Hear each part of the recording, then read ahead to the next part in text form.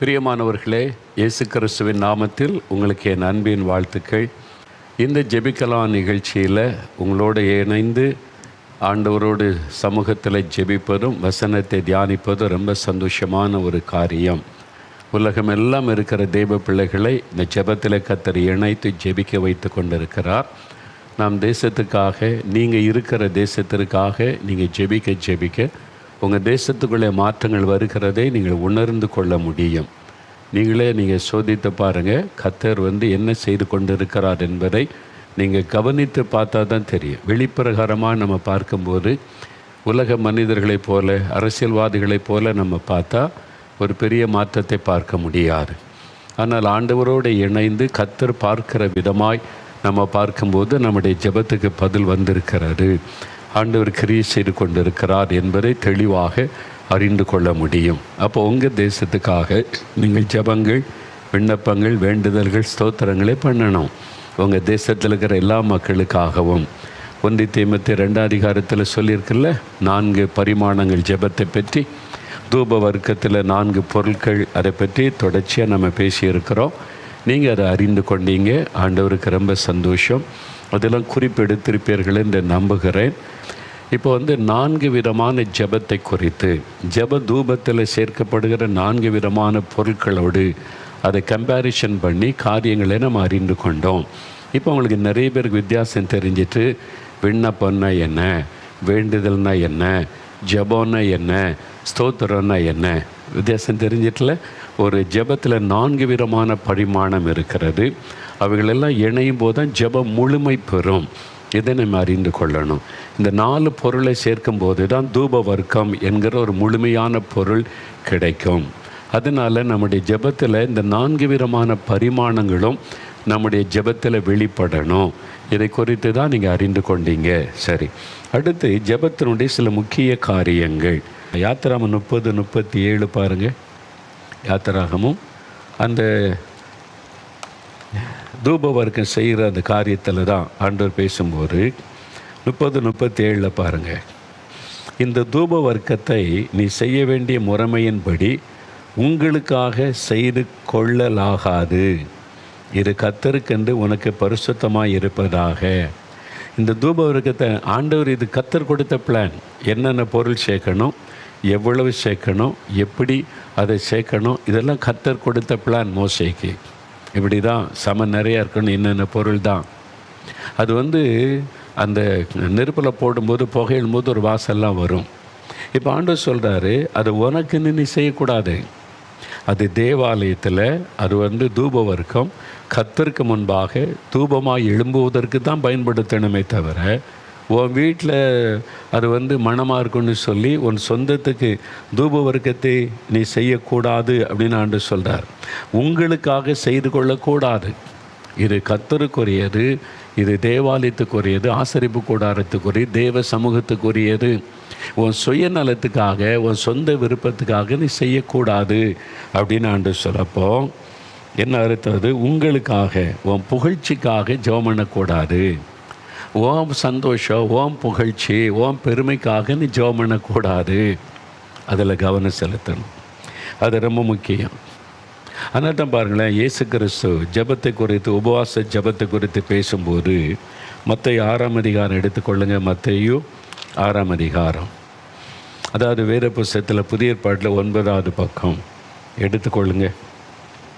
5வது வசனம் பாருங்கள். அந்தியும் நீ ஜெபம் பண்ணும்போது மாயக்காரரை போல் இருக்க வேண்டாம். மாயக்காரர் ஜெபம் பண்ணுவாங்க, அந்த ஜெபம் கேட்கப்படாது, பதிலும் வராது. அவங்கள மாதிரி இருக்க வேண்டாம். மனுஷர் காணும்படியாக அவர்கள் ஜெப ஆலயங்களிலும் வீதிகளிலும் சந்தியிலும் நின்று ஜெபம் பண்ண விரும்புகிறார்கள். அவர்கள் தங்கள் பலனை அடைந்து தீர்ந்ததென்று மெய்யாகவே உங்களுக்கு சொல்லுகிறேன். சிலர் பெருமைக்காக ஜெபிப்பர். ஆலயத்தில் பார்த்தோன்னா அப்படி ஜெபம் பண்ணுவாங்க. தெருக்களில், ரோடுகளில் மற்றவங்க பார்க்க பெருமைக்காக ஜெபம் செய்வது அந்த மாதிரி. ஆனால் அவனுடைய தனிப்பட்ட வாழ்க்கையில் பார்த்து ஜெபமே இருக்காது.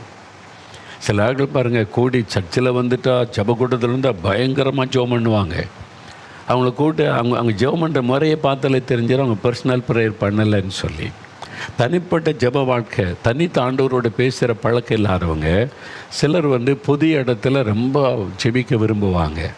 தன்னுடைய சுய பெருமைக்காக, நான் எப்படி ஜெபிக்கிறேன் பாருன்னு மற்றவங்களுக்கு காண்பிக்க, புகழ்ச்சிக்காக, தற்புகழ்ச்சிக்காக ஜெபம் செய்வது, அதை செய்யக்கூடாது. அது ரொம்ப ஆபத்து. அதனால் தான் ஆண்டவர் சொல்லுகிறார், இவங்க மனுஷருடைய பார்வைக்கு நீண்ட ஜெபம் பண்ணுவாங்க அப்படின்னு சொல்கிறார். உபவாசம் பண்ணும்போது பாருங்களேன், 16வது வசனத்தில், நீங்கள் உபவாசிக்கும் போது மாயக்காரரை போல முகவாடலாக இராதேயுங்கள். அவங்களும் உபவாசிக்கிறாங்க, ஆனால் அந்த உபவாசத்துக்கு பதில் வராது. அவர்கள் உபவாசிக்கிறதை மனுஷர் காணும் பொருட்டாக தங்கள் முகங்களை வாட பண்ணுகிறார்கள். அவர்கள் தங்கள் பலனை அடைந்து தீர்ந்ததென்று மெய்யாகவே உங்களுக்கு சொல்லுகிறேன். பெருமைக்காக உபவாசம் பண்ணுவது எல்லாம் அப்படியே முகவாடா. என்ன விஷயம்? நீங்கள் உபவாசங்க. உபவாசம்னா எதுக்கு ரோட்டில் சுற்றிக்கிட்டு இருக்கிறீங்க? நீங்கள் போய் ஜெபிக்க வேண்டியதுன்னா ரூமில் உட்காந்து, உபவாசம்னா சாப்பிடாம உட்காந்து ஜெபிக்கிறது, அல்லது உங்களுடைய சர்ச்சில் உபவாச ஜெபமாக, உங்களுடைய குழுவில் உபவாசமாக அவங்க கூட போய் சேர்ந்து ஜெபம் பண்ணுங்க. அதை விட்டு உபவாசம் நீ ஊர் சுற்றிக்கிட்டு இருக்கிறீங்க. கேட்குறவங்களாம் சொன்னீங்க ஃபாஸ்டிங், எனக்கு உபவாசம், தன்னுடைய பக்தியை வெளிப்படுத்துகிறதான். இந்த மாதிரி மாய்மாலெல்லாம் தேவன்கிட்ட எடுப்படாது. ஆண்டு சில மாயக்காரர், அவங்கள்ட்ட ஜெபத்தில் பிரயோஜனம் இல்லை, உபவாசத்தில் பிரயோஜனம் இல்லை. நீங்கள் அப்படி இருக்கக்கூடாது. அந்த மாய்மாலக்காரங்க, மாயக்காரர்களை போல் நீங்கள் இருக்கக்கூடாது அப்படின்னு ஆண்டவர் சொல்கிறார். இதில் தான் நம்ம கவனம் செலுத்தணும். அதனால் நீங்கள் ஜெபம் பண்ணும்போது தாழ்மையாக இருக்கணும். சிலர் பாருங்கள், ஜெபத்தில் பிரசங்கம் பண்ணுவாங்க, பார்த்துருக்கீங்களா?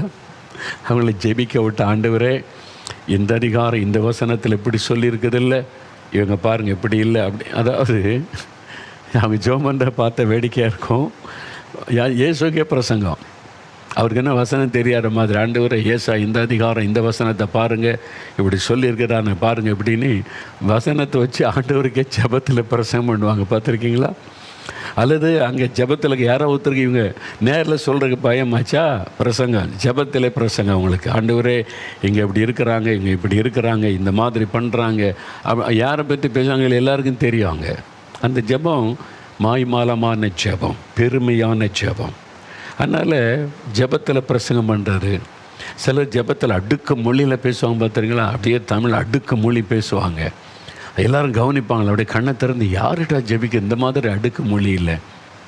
இருதயத்தில் இந்த ஜெபம் வராது, வெறும் உதட்டிலேருந்து தான் வரும் அந்த அடுக்கு மொழி எல்லாம். சிலர் அப்படி பொது இடத்துல தங்களுடைய பெருமைக்காக ஜெபம் பண்ணுவாங்க, பார்த்துருக்கீங்களா? அந்த ஜெபம் பிரயோஜனம் இல்லாது. அப்படி செய்யக்கூடாதுன்னு ஆண்டவர் சொல்கிறாரு. தாழ்மையாக ஜெபிக்கணும், இருதயம் நொறுங்கி ஜெபிக்கணும். பெருமைக்காக ஜெபம் பண்ணக்கூடாது, மற்றவங்களுக்கு ஜெபத்தில் பிரசங்கம் பண்ணக்கூடாது, ஜெபத்திலே மற்றவங்களை தாக்கி ஜெபம் செய்வது, அது மாதிரிலாம் செய்யக்கூடாது. அது தேவன் கவனித்து கொண்டிருக்கிறார். அது மாத்திரம் இல்லை, கூடி ஜெபிக்கும் போது ஒரு ஜெப குறிப்பு சொன்னால் ஒரு 2 நிமிஷம், 1.5 நிமிஷம், 2 நிமிஷம் ஜெபத்தை முடிச்சிடணும். சிலர் பொது இடத்துல நீண்ட ஜெபம் பண்ணுவாங்க. 10 நிமிஷம் ஜெபிச்சுட்டு, ஆண்டவரே சுருக்கமான ஜெபத்திற்கு பெருக்கமான ஆசீர்வாதம் தாரும், அது வேறு. பார்த்துருக்கீங்களா? நம்ம சபைகளில் சில பக்திமான்கள் இருக்காங்க, தன்னை பக்திமானாய் காண்பிக்கிறதுக்கே ஜெபம் பண்ணுவாங்க. எல்லாரும் அல்ல, ஒரு சிலர் உண்மையான இதயத்தோட கதறி அழுது ஜெபிக்கிறவங்க இருக்காங்க. ஒரு சிலர், நீங்கள் அப்படி இருந்துடக்கூடாது என்பது ஆண்டோடைய விருப்பம். டிஎல் மூடி ஒரு பெரிய பிரசங்கியார், எழுப்புதல் பிரசங்கியார். தேவன் அவரை கொண்டு அமெரிக்கா கண்டம், ஐரோப்பா கண்டத்தை அசைத்திருக்கிறார். ஒரு சமயம் எல்லாம் கூடி ஜெபிக்கும் போது ஜெப குறிப்பு கொடுத்தாரா, ஒரு நண்பர் ஜெபிக்க ஆரம்பித்தா 5 நிமிஷம் 10 நிமிஷம் ஜெபம் போயிட்டு, நீண்ட ஜெபத்தை முடிக்க மாட்டேங்கிறாரு. அந்த குறிப்பிட்ட இதை தாண்டி வேறு எதுக்கெல்லாமும் ஜெபிச்சுக்கிட்டே இருக்கிறார். அப்போது மூடி பிரசன் டக்குன்னு சொன்னார், நம்முடைய நண்பர் ஜெபம் பண்ணி கொண்டே இருக்கட்டும், நம்ம எல்லாம் சேர்ந்து ஒரு பாட்டு பாடுவோன்னு பாட்ட ஆரம்பிச்சிட்டார். அவ்வளோதான். அதில் ஒருத்தர் சொன்னார், கூட்டம் முடிஞ்சோடனே மூடி பிரசங்கரை பார்த்து, ஐயா நீங்கள் அந்த பாட்டு பாடாமல் இருந்திருந்தால் நான் இந்த ஜெபத்தை விட எழும்பி போயிருப்பேன். என்ன இந்த ஆள் ஜெபிக்கிறாரு, பல நிமிஷம் நேரம் உப்பு செப்பில்லாத ஜெபம் பண்ணிக்கிட்டே இருக்கிறாரு, ஒரு குறிப்பாக கருத்தாக ஜெபிக்க மாட்டேங்கிறாரு, நம்ம போயிடலான்னு நினச்சேன், நீங்கள் பாட்ட ஆரம்பிச்சதுனால இருந்துட்டேன். அப்போது ஒரு ஆத்மா இடறுவதற்கு இருந்தது, காப்பாற்றிட்டேன். அப்போ ஜெபம் லீட் பண்ணுறவங்க ரொம்ப கவனமாக இருக்கணும். ஜெபம் நடத்துகிறவங்க அவங்க எதுக்கு ஜெபிக்கிறாங்க, கருத்தாக சுருக்கமாக ஜெபிக்கிறாங்களா அப்படின்னு கவனிக்கணும். கூடி நீங்கள் தனி ஜெபத்தில் ஒரே ஜெப குறிப்புக்கு 1 மணி நேரம் ஜெபிங்க, தப்பே கிடையாது. யாரும் கேட்க மாட்டாங்க. கூடி வந்து பொது இடத்துல ஜெபிக்கும் போது சுருக்கமாக இருக்கணும், எஃபெக்டிவாக இருக்கணும், கருத்தாக அந்த ஜெபம் இருக்கணும், அவ்வளோதான்.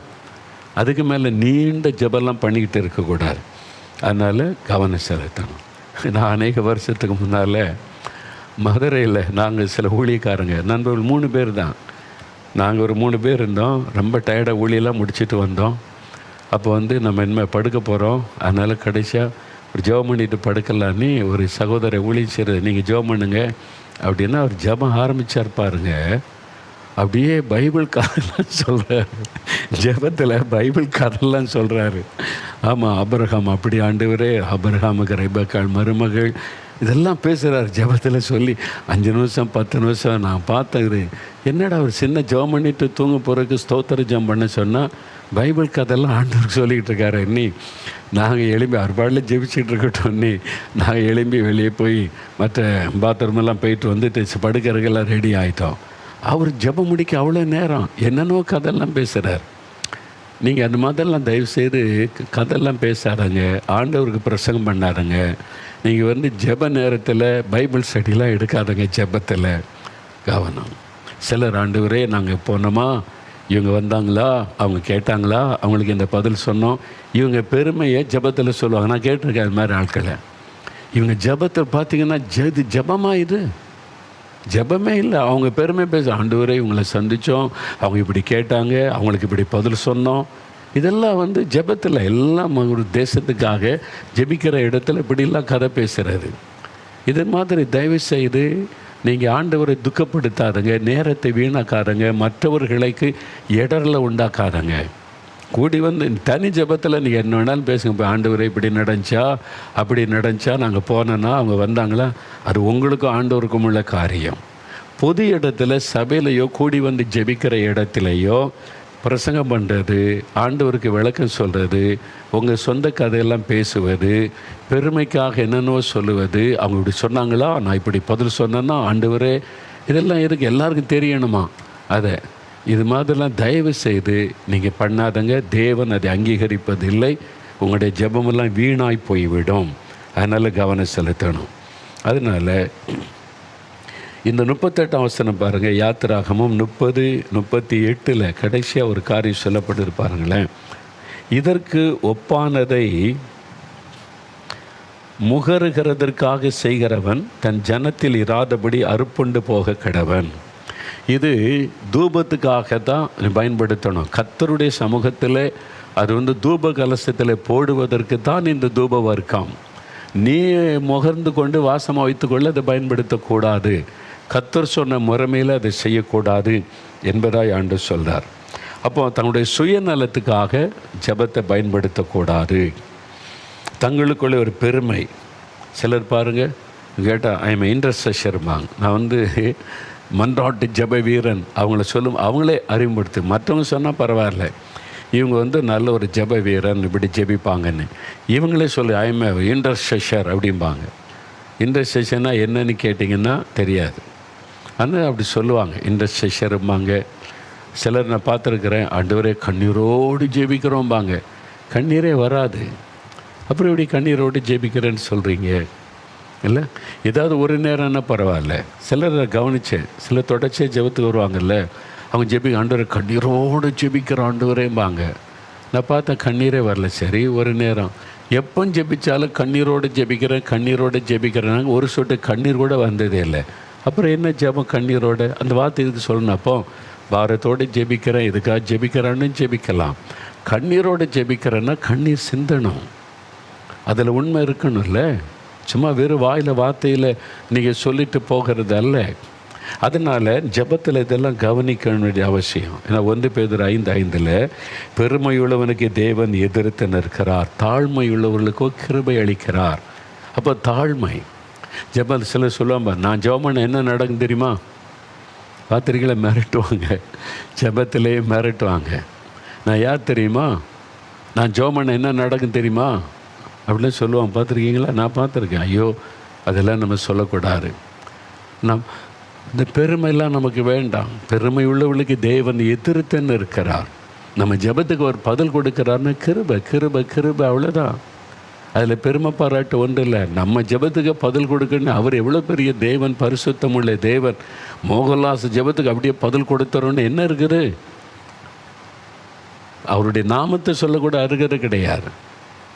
எல்லாம் அவருடைய கிருபை, அவ்வளோதான். இதில் பெருமை பாராட்டு ஒன்றும் கிடையாது. நான் இப்படி ஜெபிக்கிறோம், அப்படி ஜெபிக்கிறேன், இப்படி செஞ்சிருவேன், ஜெபிச்சிருவேன். வேண்டாம் அந்த பெருமைலாம். ஆண்டவர் ஜெபத்தை கேட்டு பதில் தர்றாருன்னா அவருடைய இரக்கம், அவர் நம்ம மேலே வைத்த கிருபை. அநேக சமயத்தில் நினைப்பேன், ஜனங்கள் மேலே வைச்ச அன்பு, தேசத்தின் மேலே இருக்கிற பாரத்துக்கு ஆண்டவர் அற்புதம் செய்ய பதில் கொடுக்குறார். நம்ம நினச்சிக்கிறோம் ஏன் ஜெபந்தான் அதுக்கெல்லாம் காரணம். நீ இல்லை, அவர் ஜனங்கள் மேலே வச்சிருக்கிற அன்பு, ரத்த சிந்தனை, அந்த அன்புனால் அவர் செய்கிறார். அதனால் இந்த பெருமைக்கு இடம் கொடுத்து, இந்த பெருமை வர்றதுக்கு பாருங்கள் எப்படி உள்ளே வருதுன்னே தெரியாது. ரொம்ப கவனமாக இருந்தால் தான் நம்ம தப்ப முடியும். அதற்கு ஒரு உதாரணம் சொல்கிறேன் பாருங்களேன். இது ரொம்ப 1 ராஜாக்கள் 18 அதிகாரம் எடுங்க, கடைசி அதை பார்த்துட்டு நம்ம ஜெபிக்க போகிறோம். 1 ராஜாக்கள் 18 அதிகாரம் எடுங்க. கர்மேல் மலையில் எலியா நின்று ஜெபிக்கிறார், அக்னிக்காக ஜெபிக்கிறார். அங்கே தான் ஒரு பெரிய எழுப்புதல் உண்டாகுது. தேசமே கத்தர் பாதத்தில் விழுந்து கத்தரே தெய்வன்றாங்க. பெரிய மனம் திரும்புதல், அது ஒரு எழுப்புதல். அந்த ஜெபம் எலியா மூலமாக ஒரு எழுப்புதலை கத்தர் உண்டாக்குறார். இப்போது அக்கினி இறங்கணும். பலிபீடத்தில் காலை பலியிட்டாச்சு. பாகால் தீர்க்கதரிசிகள்லாம் சத்தம் போட்டு ஓஞ்சிட்டாங்க, அக்னி வரலை. இப்போ எலியா ஜெபிக்கணும்.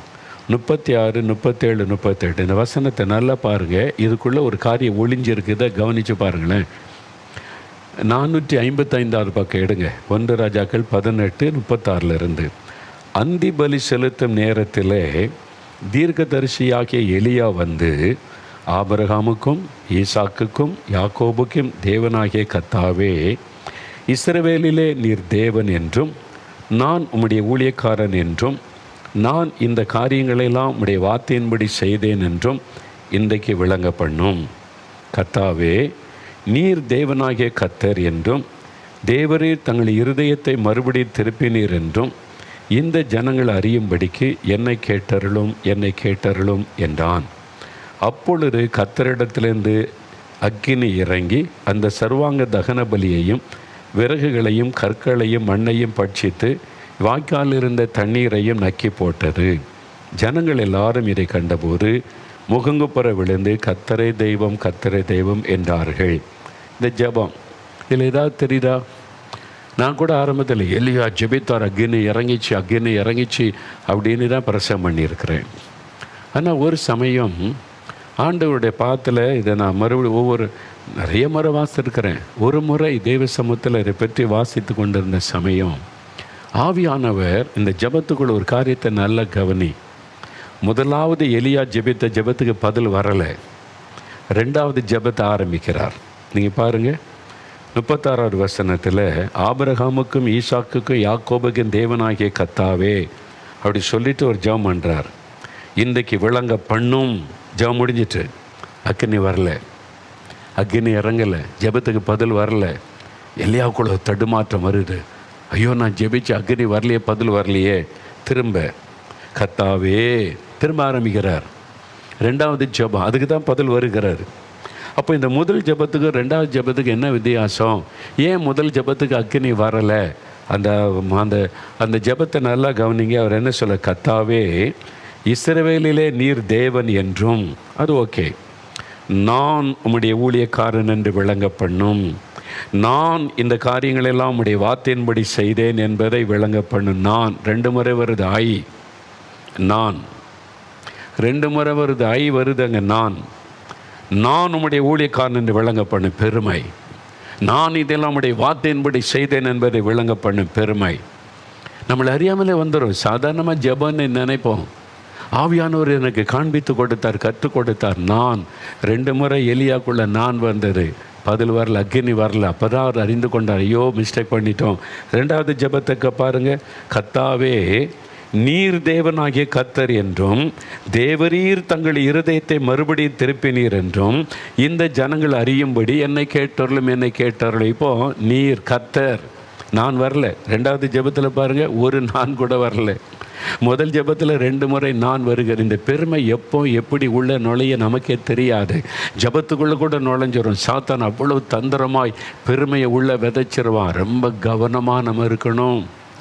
இதை தாண்டி ஒரு காமிச்சார். எழுப்புதலுக்காக ஜெபிக்கும் போது தாழ்த்தி தாழ்த்தி கவனமாக, நானுக்கு இடம் கொடுத்துடக்கூடாது, பெருமைக்கு இடம் கொடுத்து விடக்கூடாது. அதில் தான் நம்ம கவனமாக இருக்கணும். அதனால் உங்கள் ஜெபத்தில் தாழ்மை.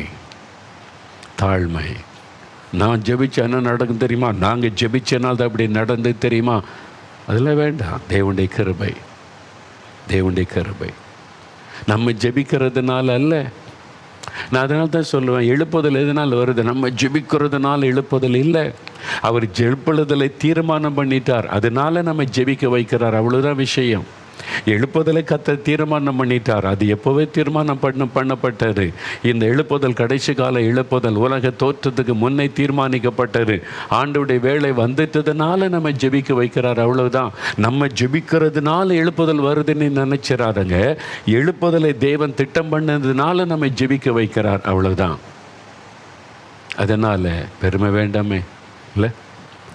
ஆவிக்குரிய பெருமை நிறைய பேருக்கு சொடக்கு போட்டு பேசணும். நான் ஜெபம் பண்ண என்ன நடக்கும் தெரியுமா? எவ்வளோ பயமாக இருக்குதுங்க. அவர் எவ்வளோ பெரிய தேவன். நம்ம போய் பெருமை பேச என்ன இருக்கிறது? எலியா பாருங்க, நமக்கு அவங்களுக்கே தெரியாது. இதைத்தான் ஆண்டவர் எனக்கு கற்றுக் கொடுத்தார். உனக்கே தெரியாமல் பெருமை உள்ள நுழைஞ்சிரும், கவனமாயிரு. அதுக்கு தான் ஆண்டவருடைய சமூகத்தில் போய் அடிக்கடி நம்முடைய இருதயத்தை ஆராய்ந்து ஆண்டவர்கிட்ட கேட்டு ஏதாவது மிஸ்டேக் பண்ணிட்டேன்னா, ஏதாவது தப்பு பண்ணிட்டேன்னா, ஆண்டவரே உதவி செய்யுங்கன்னு ஜெபிச்சு கிருபைக்காய் காத்திருந்து போவது. உங்கள் உள்ளத்தை யோசித்து பாருங்கள், சோதித்து பாருங்கள். இன்றைக்கு ஆண்டவரிடத்தில், ஆண்டவரே என்னுடைய ஜெப வாழ்க்கையில் ஒரு மாற்றம் வரணும். என் ஜெப வாழ்க்கையில் இந்த மாதிரி உம்மோடு நான் பேசணும், உறவாடணும், உங்கள் கூட ஐக்கியப்படணும். அதுக்கு அர்ப்பணித்து கொள்ளுங்கள். ஆண்டவரே நாங்கள் ஒரு ஒருமனப்பட்டவளாக ஜெபிக்கணும். சபையில், ஜெபக்குழுவில், ஊழியத்தில் ஒருமனப்பட்டவனை ஜெபிக்கணும். இருதயம் நொறுங்குண்ட ஒரு இருதயம் எனக்கு வேணும். ஜெபத்தில் பெருமைக்காக ஜெபிக்கக்கூடாது. எப்பவும் தாழ்மையாக நான் இருக்கணும். அப்படி கேளுங்க. அப்போ தேவன் ஜெபத்தில் கிருபை தருவார். அதான் ரொம்ப முக்கியமான ஒரு காரியம். நான் இந்த ஜெபிக்கலாம் வாங்க நிகழ்ச்சி 167 நாடுகளில் ஜெபத்தில் இணைகிறாங்க. எனக்கே தெரியாத பல தேசத்தின் தொடர்பு கொள்கிறாங்க. அப்போ இதெல்லாம் யோசித்து பார்த்து, ஆண்டவரே என்கிட்ட என்ன தகுதி இருக்குது இதெல்லாம் செய்வதற்கு? இந்த ஜெபிக்கலாம் நிகழ்ச்சி எத்தனை ஆயிரக்கணக்கான மக்கள் ரட்சிக்கப்படுறாங்க, சுகம் பெறாங்க, இத்தனை மக்கள் இணைஞ்சிருக்கிறாங்களே. ஆண்டவரே இதில் என்னத்தை என் கண்டீர் அப்படின்னு ஜெபித்த போது ஆண்டவர் ஒரு வார்த்தை சொன்னார். என் கண்களிலே உனக்கு கிருபை கிடைத்தது. இந்த நிகழ்ச்சியை கிருபைன்னா என்ன? தகுதியற்ற ஒரு மனிதனுக்கு தேவன் காண்பிக்கிற தயவு. தகுதியற்றவனுக்கு தேவன் காண்பிக்கிற தயவு தான் கிருபை. ஆண்டவர் சொன்னார், என் கண்களிலே உனக்கு கிருபை கிடைத்தது. அவ்வளவுதான். இதில் பெருமை பாராட்ட ஒன்றுமே இல்லை. அவர்தான் எல்லா புகழ்ச்சிக்கும் உரிய தேவன். அதனால் நம்ம எப்போவுமே தாழ்மையாக நடந்து கொள்ள அர்ப்பணித்து கொண்டா நம்முடைய ஜெபத்தை கவனமாய் கேட்பார். அந்த ஜெபத்துக்கு பதில் தருவார். நம்முடைய ஜெபத்துக்கு ஒரு மரியாதை செய்யும்படி கர்த்தர் அற்புதம் செய்வார். அது அவருடைய கிருபை. இன்றைக்கி சொல்லுங்கள், ஆண்டவரே பெருமை வேண்டாம். பெருமை என்னை விட்டு எடுத்து போடும். தாழ்மையான இருதயம் தார சுயநலத்தை எடுத்து போடும்.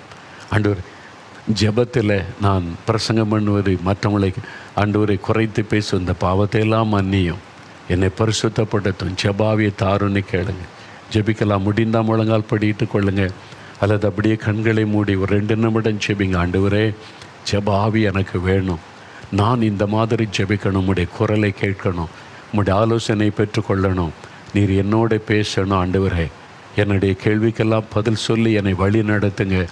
என்னுடைய சந்தேகத்தை எல்லாம் தீர்த்து வைங்க. நான் உங்கள் கூட பேசணும், நீங்கள் என் கூட பேசணும். அதற்கு என்னை ஒப்பு கொடுக்கிறேன். பெருமை எனக்கு வேண்டாம். ஆண்டவரே என் பெருமைகளை மன்னியும். எனக்கு தாழ்மையை தாங்க, மனத்தாழ்மையை தாங்க. உங்களைப் போல மனத்தாழ்மையை தாங்க. ஆண்டவரே பெருமையான சிந்தனை, எண்ணங்கள், பேச்சுகள் எல்லாம் என்னை விட்டு ஒளியேட்டும். ஆண்டவரே பெருமை வேண்டாம். ஆண்டவரே எனக்கு தாழ்மை தாங்க.